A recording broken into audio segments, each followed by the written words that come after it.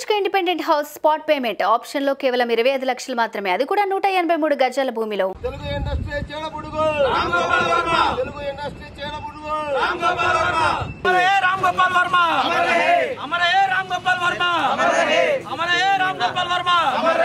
తెలుగు రాష్ట్రాలైన రెండు రాష్ట్రాలు, అటు తెలంగాణ ఇటు ఆంధ్రప్రదేశ్, ఒక పట్టిన శని రామ్ గోపాల్ వర్మ.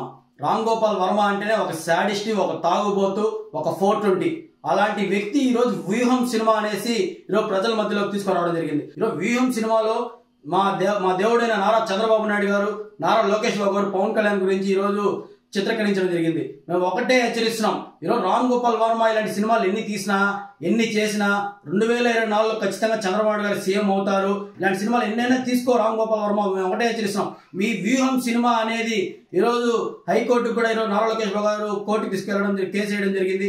రేపనగా 28వ తేదీ దీనిపైన వాయిదా తీర్పు కూడా రావడం జరుగుతుంది. మేము ఒకటే హెచ్చరిస్తున్నాం, దీనికి సంబంధించిన వ్యూహం సంబంధించిన సినిమా కానీ ఎక్కడైనా థియేటర్లో కానీ డిస్ట్రిబ్యూటర్లు కానీ ఆ థియేటర్ సంబంధించిన ఎవరున్నా సరే ఆ వ్యూహం సినిమాని స్క్రీన్లో వేస్తే మాత్రం TNSF తరఫున ఖచ్చితంగా దాడులకు పాల్పడతామని చెప్పి ఈ సందర్భంగా హెచ్చరిస్తున్నాం. అదే విధంగా ఈరోజు మన విజయవాడలో ప్రీ రిలీజ్ ఈవెంట్ అనేసి వ్యూహం ప్రీ రిలీజ్ ఈవెంట్ అని చెప్పేసి అని తెలుగు వైఎస్ఆర్సీపీకి సంబంధించిన మినిస్టర్లు తీసుకొని వచ్చి ఈరోజు అక్కడ మాట్లాడుతున్నారు. అక్కడ అంబటి రాంబాబు రోజా మాట్లాడుతుంది. ఆయన సినిమాలు ఆయన తీసిన సినిమాలన్నీ చూస్తుంటే మళ్ళీ చూడాలనిపిస్తుందంట.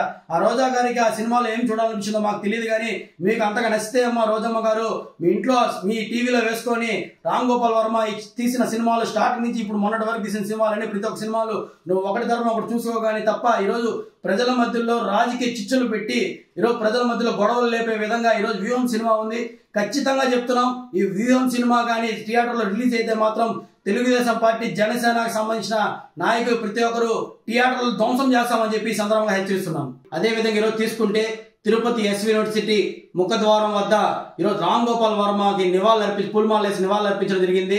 ఇంకొకసారి రామ్ గోపాల్ వర్మ చంద్రబాబు నాయుడు గురించి, నారా లోకేష్ బాబు గురించి, పవన్ కళ్యాణ్ గురించి మాట్లాడినా కూడా సరే, ఆయన గురించి సినిమాలు తీయాలనుకున్నా కూడా సరే భయపడేలాగా ఈసారి ఖచ్చితంగా ఆయన పైన దాడులు చేస్తామని చెప్పి రెండు తెలుగు రాష్ట్రాల్లో మేము TNSF తరఫున డిమాండ్ చేస్తున్నాం. రామ్ గోపాల్